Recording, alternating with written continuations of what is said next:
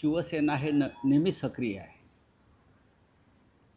महाराष्ट्र नवनिर्माण सेनासुद्धा नाशिकमध्ये जनतेच्या प्रश्नावरती आवाज उठवत असते. नाशिक हे एक पवित्र धार्मिक शहर. नाशिकमध्ये कुंभमेळ्याचं आयोजन केलं जातं. नाशिक ही श्रीरामाच्या नावानं ओळखली जाते. तशी नाशिक ही कुसुमाग्रज स्वातंत्र्यवीर सावरकर ह्यांच्या नावानं ओळखलं जाणारं एक शहर आहे. आज नाशिकमध्ये जी अवस्था आहे, परिस्थिती आहे, त्याच्या विरोधात शिवसेनेने यासुद्धा आंदोलनं केली. ड्रग्सच्या विरुद्ध सगळ्यात मोठा मोर्चा महाराष्ट्रात आम्ही नाशिकमध्ये काढला होता. आम्ही स्वतः होतो. आज नाशिकमध्ये एक प्रकारचं अराजक आहे. नाशिकच्या महानगरपालिकेमध्ये जो भ्रष्टाचार सुरू आहे त्याच्यामुळे नाशिक शहराची पूर्ण वाटलं. शहरातल्या लोकांना पाणी नाही आहे, रस्ते नाही आहेत, सुविधा नाही आहेत. नाशिकमध्ये गुंडगिरी वाढलेली आहे. नाशिकमध्ये खुलेआम ड्रग्स, MD ड्रग्सचा व्यापार सुरू आहे. तरुण मुलांपर्यंत हे ड्रग्स सहज उपलब्ध होत आहे. नाशिकमध्ये शेतकऱ्यांच्या आत्महत्या जिल्ह्यामध्ये वाढलेल्या आहेत. आणि हे नाशिक शहर राज्याच्या मुख्यमंत्र्यांनी म्हणजे देवेंद्र फडणवीस यांनी दत्तक घेतलेलं आहे विकासासाठी. देवेंद्रजीने एकदा 2 दिवस विरोधी पक्षाच्या नेत्यांबरोबर नाशिकमध्ये फिरावं. त्यांच्याबरोबर नाही, त्यांच्या लोकांबरोबर, विरोधी पक्षाच्या लोकांबरोबर नाशिकमध्ये फिरावं आणि नाशिकची अवस्था एकदा पाहावी. आम्ही वारंवार त्यांना कळवून झालं. आमच्या लोकांनी आंदोलनं झाली, रस्ता रोको झाले. शेवटी असं ठरलं की या नाशिकच्या प्रश्नावर शिवसेना आणि मनसे यांनी एकत्र येऊन एक विराट मोर्चा काढावा, जन आक्रोश मोर्चा काढावा आणि सरकारचं लक्ष वेधून घ्यावं. मनसेचे नेते बरेचसे तिथे पोचलेले आहेत. त्याच्यामध्ये मला आत्ता सांगण्यात आलं की श्री बाळा नांदगावकर आहेत, संदीप देशपांडे आहेत, अभ्यंकर आहेत आणि आमचे स्थानिक नेते आहेत. मला आग्रह होता आपण या कार्यकर्त्यांचा आग्रह आहे म्हणून मी जातो. अशीच परिस्थिती आहे ज्या ठिकाणी ड्रग्स असतील किंवा गँगवॉर असतील त्या ठिकाणी राजकीय नेते असतील त्यांच्या जवळच्या लोकांची नावं देखील पुढे येतात. एक बघा की सोलापूरला पोलिसांवर दबाव कोणी आणला हे उघड झालं आहे. अशा प्रकारचे दबाव प्रत्येक शहरात आणि जिल्ह्यामध्ये राज्यकर्त्यांकडून आहेत. मग ते भारतीय जनता पक्ष असेल, मग ती शिंदे सेना किंवा मिंदे सेना असेल आणि भाजप तर आहेच. या सगळ्यांनी नेपाळच्या लोकांच्या उद्रेकाकडे गांभीर्यानं पाहायला पाहिजे. मी वारंवार इशारा देतो आहे. लोकांच्या संतापाचा स्फोट झाला की काय होतं हे नेपाळमध्ये आम्ही पाहिलं आहे. राज्यकर्त्यांना रस्त्यावरती आणून मारलं आहे, अधिकाऱ्यांना रस्त्यावरती आणून मारलं आहे. हे या राज्यात आणि देशात होऊ नये. सहनशीलतेचा एक बिंदू असतो, एक अंत असतो. नाशिकमध्ये त्या अंतानं टोक गाठलेलं आहे. पुण्यामध्ये अशा प्रकारच्या अंतानं टोक गाठलेलं आहे. नाशिकनंतर आम्ही अशा प्रकारचा एक विराट मोर्चा पुण्यामध्ये सुद्धा काढणार आहोत जनतेच्या प्रश्नावर. लोक कंटाळलेले आहेत.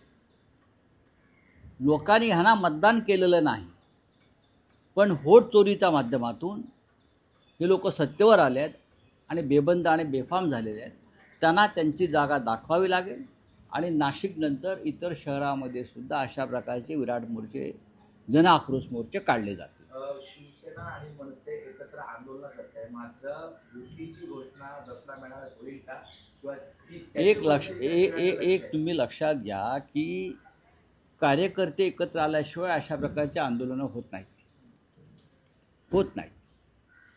नाशिकमध्ये या मोर्चाचं आयोजन शिवसेना तयारी करत होती.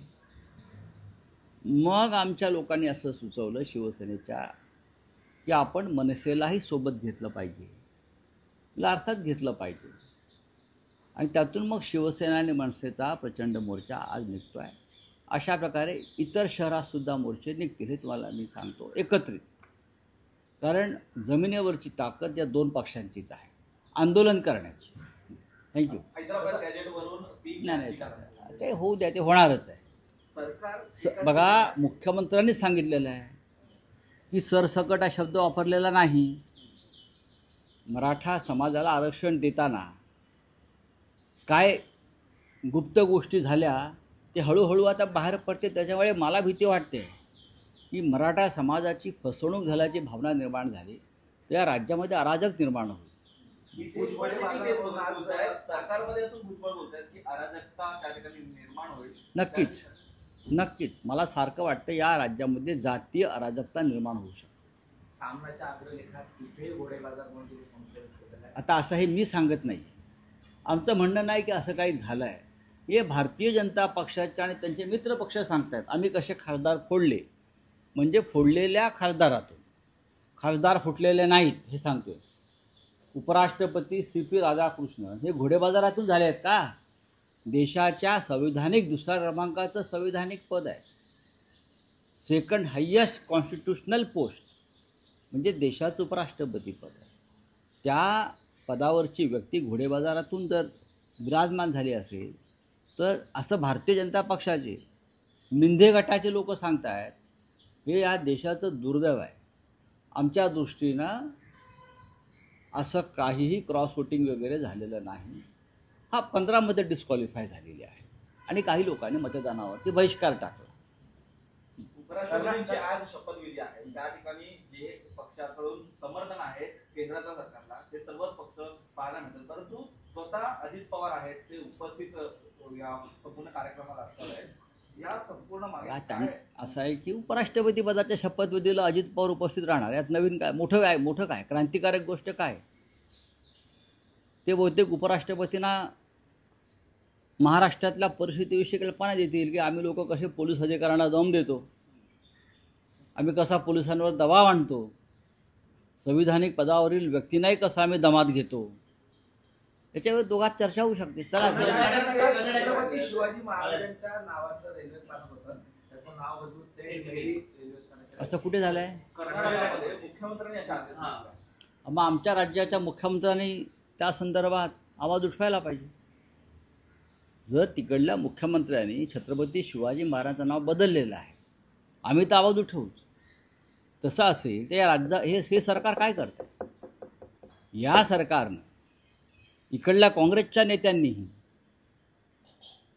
शरद पवार साहेबांसारख्या नेत्यांनी, आम्ही तर आहोतच, एकनाथ शिंदेसारखे जे नेते आहेत, बाळासाहेब ठाकरेंचा आणि शिवाजी महाराजांचा फोटो लावतात, त्यांनीही अजित पवारांनाही या संदर्भात केंद्राला कळवायला पाहिजे, हस्तक्षेप करा.